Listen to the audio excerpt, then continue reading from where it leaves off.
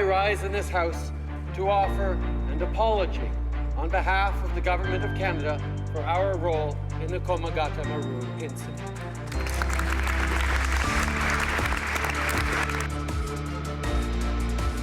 आज जानने की कोशिश करते हैं इस कामागाटा मारू की घटना को।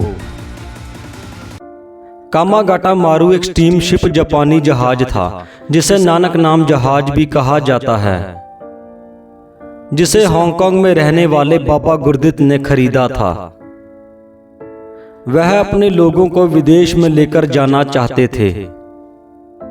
यह बात सन 1912 की है, जब बाबा गुरदित सिंह अपने लोगों की तरक्की के लिए रास्ता खोलने का प्रयास किया। पंजाब के 376 लोगों को बिठाकर बाबा 4 अप्रैल 1914 को कनाडा के लिए रवाना हुए।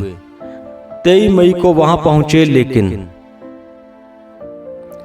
इस जहाज में 340 सिख, 24 मुसलमान और 12 हिंदू थे। यह सभी रोजी रोटी और बेहतर जीवन के लिए यहां आए थे। विदेश में काम करने का यह प्रचलन कोई नया नहीं है। हमारे पूर्वज भी विदेशों में काम करते रहे हैं। तब बाहर काम करने के नियम ज्यादा मुश्किल नहीं थे, इसीलिए हमारे देश के लोगों का रुझान कनाडा की ओर हो गया। कनाडा में बढ़ते प्रवासियों की गिनती को देखते हुए कनाडा सरकार ने नियम बदले। वहां की आम जनता में भी काफी विद्रोह था बाहरी लोगों से, खास तौर पर भारतीयों से। इसी के कारण वहां की सरकार ने अपने नियमों में कुछ बदलाव किए जो भारतीयों के लिए अच्छे नहीं थे।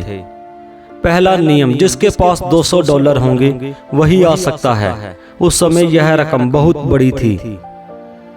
दूसरा नियम, जहां से यात्रा शुरू करेंगे सीधा कनाडा आएंगे, कहीं रास्ते में नहीं रुकेंगे। कामागाटा मारू जहाज, जिसका नाम बाबा गुरदित ने नानक नाम जहाज रखा था, जिस पर भारतीयों के एक समूह ने अप्रैल 1914 में कनाडा में प्रवेश करने का प्रयास किया। 1914 सभी 376 में से केवल 24 को कनाडा में आने दिया, बाकी को वापस भेज दिया। यह जहाज 2 महीने कनाडा समुद्र में खड़ा रहा, उसके बाद वापस भेज दिया गया। 2 महीने ना खाना दिया और ना पानी। यात्रियों के अधिकारों की वकालत करने के लिए एक शेर समिति का गठन किया गया। इन प्रयासों के बावजूद कनाडा सरकार ने कामागाटा मारू को प्रवेश करने से इनकार कर दिया। आखिरकार कामागाटा मारू को वापस भेज दिया गया। कामागाटा मारू 27 सितंबर को कलकत्ता पहुंचा। ब्रिटिश भारतीय सेना ने ब्रिटिश धारणाओं से अवगत कराया कि यात्री क्रांतिकारी थे। कलकत्ता पहुंचने पर ब्रिटिश पुलिस के साथ झड़प में कई लोगों की मौत हो गई। 100 से अधिक बिना किसी आरोप के जेल में कैद कर दिए गए। यह घटना ब्रिटिश सरकार के लिए बुरी साबित हुई। जब भारतीय स्वतंत्रता के लिए अभियान तेज हुआ, तब यात्रियों की कहानी सामने आने लगी। कामागाटा मारू की इस घटना ने लोगों को आजादी आंदोलन करने के लिए मजबूर कर दिया। कामागाटा मारू को ज्यादातर कनाडाई लोगों ने जल्दी ही भुला दिया, सिवाय पंजाबी कनाडाई लोगों के। कनाडाई सिखों ने आधिकारिक माफी के लिए सरकार पर दबाव बनाना शुरू कर दिया।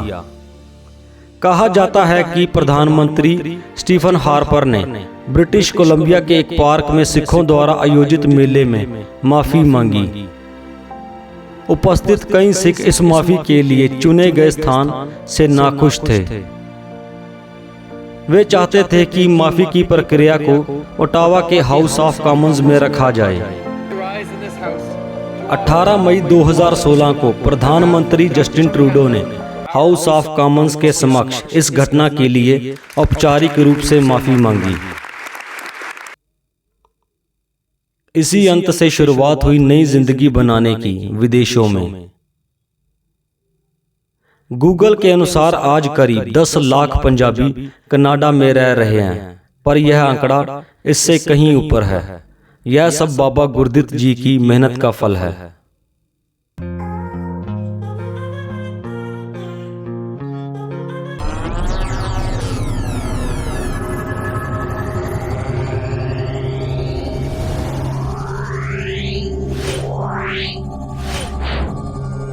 Yeah.